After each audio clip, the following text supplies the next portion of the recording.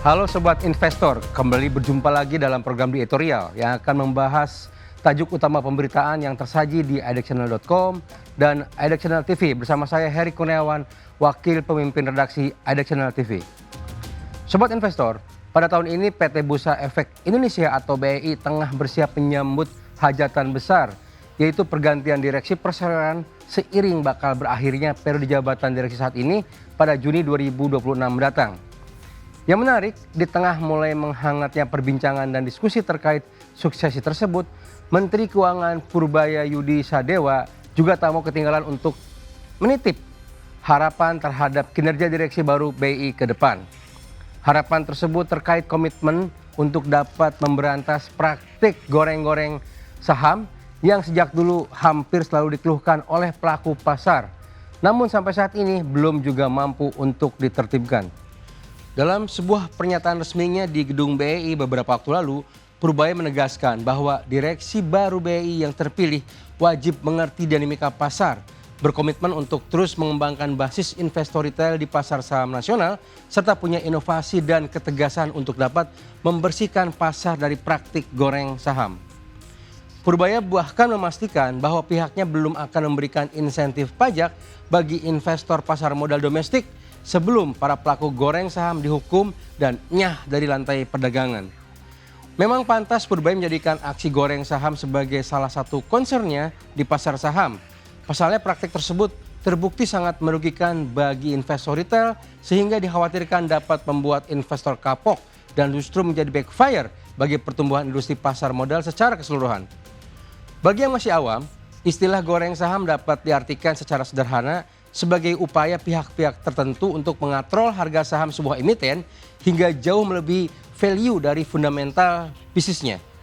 Nantinya, ketika harga sudah demikian tinggi dan telah sesuai dengan target oknum penggoreng, maka saham kembali dilepas ke pasar, sehingga posisi harga juga anjlok saat itu juga. Apakah hal itu merugikan? Sudah pasti. Siapakah yang dirugikan? Tentu para pelaku pasar, khususnya investor retail yang ikut-ikutan memborong saham. Namun, tak sempat exit saat harga jeblok di pasaran. Menjawab tantangan Purbaya, Ketua Dewan Komisioner Otoritas Jasa Keuangan Mahendra Siregar pun angkat bicara. Menurut Mahendra, fenomena praktek goreng saham harus dilihat secara lebih menyeluruh. Pasalnya, harus diakui juga bahwa praktek goreng saham turut membawa manfaat, yaitu membuat aktivitas perdagangan harian menjadi lebih dinamis. Dan demikian, saham yang digoreng pun lebih liquid. Yang jadi masalah, aksi goreng saham dapat terjadi akibat dari tipisnya likuiditas sejumlah emiten sebagai imbas dari minimnya jumlah saham perusahaan yang tersedia di pasar dan bebas diperdagangkan oleh publik atau disebut dengan istilah free float. Karena saham yang tersedia minim, maka mudah saja bagi oknum-oknum berkepentingan untuk dapat mempermainkan level harganya di pasar. Karena itu, Mahendra pun menegaskan bahwa salah satu solusi untuk mencegah praktik goreng saham adalah dengan meningkatkan batas minimum free float dengan aturan yang saat ini sebesar 7,5% menjadi 10%. Namun demikian, mendorong emiten untuk dapat memenuhi batas minimal free float sebesar 10% pun bukan perkara mudah. Pasalnya sampai saat ini saja, sebanyak 78 emiten masih belum mampu memenuhi syarat minimal free float sebesar 7,5%. Lalu pertanyaan adalah, mengapa emiten kesulitan untuk menaikkan batas free float-nya menjadi 10%? Jawabannya adalah bahwa urusan melepas saham ke publik adalah soal mengurangi aset yang dimiliki perseroan. Makin banyak saham yang dilepas ke publik, maka makin menggerus nilai aset yang digenggam dan tentunya para pemegang saham pengendali tak akan happy dengan kondisi ini. Bahkan sebuah penelitian pernah mengungkapkan bahwa ketika aturan free float minimal 10% benar-benar diterapkan, maka tambahan saham yang bakal dilepas ke publik secara nilai mencapai 21 triliun rupiah. Yang artinya dari sudut pandang emiten ada kepemilikan senilai 21 triliun rupiah yang terpaksa harus dilepas dari genggaman. Lalu siapa yang mau? Dan permasalahannya juga tidak hanya berhenti di situ, karena dengan tambahan saham senilai 21 triliun rupiah yang dilepas ke pasar, maka suplai saham di pasar bakal membanjir, yang artinya dapat dipastikan bahwa harga saham emiten terkait bakal jatuh dan dampaknya tentu juga menerpa indeks harga saham gabungan atau IHSG yang pasti ikut terpuruk. Di lain pihak, Mahendra juga mengingatkan bahwa untuk mengantisipasi besarnya dampak yang bakal terjadi tersebut, maka basis investor pasar modal nasional juga harus ditingkatkan secara lebih optimal.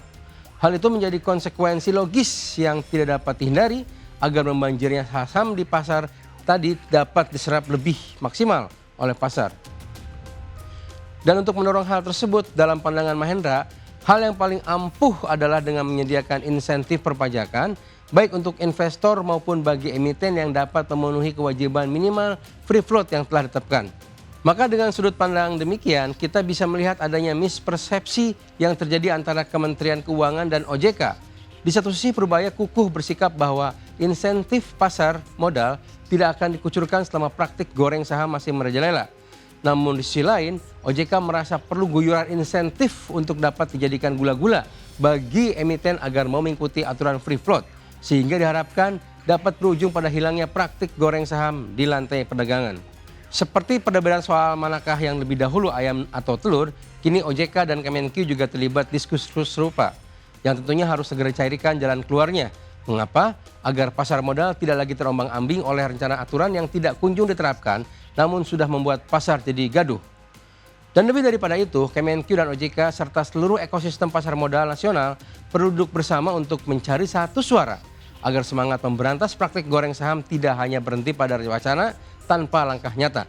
Demikian program di editorial edisi kali ini. Saya Heri Kurniawan pamit undur diri. Pantau terus berita bisnis, ekonomi, dan pasar modal hanya di Edek Channel TV, edekchannel.com, dan media sosial Edek Channel. Sampai jumpa.